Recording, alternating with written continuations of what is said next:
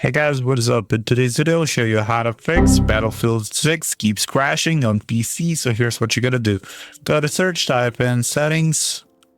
Once in settings, you wanna go to display. Once in here, you wanna scroll a bit till you find graphics. And once you're in here, if it's not here, you wanna open Steam, go to library, go to Battlefield, wanna right click on it, go to manage and click browse local files.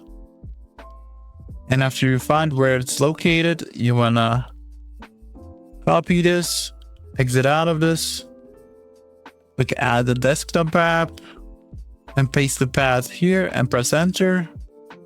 And then you wanna find it and add it to the list. And after you added it, you wanna make sure it's set to high performance.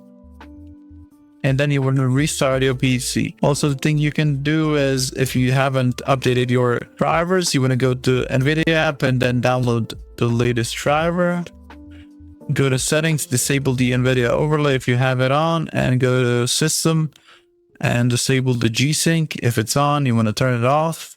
And also the last thing you can try is if you have more than one hard drive on your PC, you want to, and if you install the Battlefield on the secondary hard drive, SSD, whatever, you want to migrate all the files to the local disk C and then try playing the game, because after I don't know which Windows update, it like kind of broke the second hard drive where it, like the game keeps crashing and stuff. So to do so, you want to open Steam, go to library, go to Battlefield, click properties, installed files, and then you want to click move install folders, and you will move it to local disk C.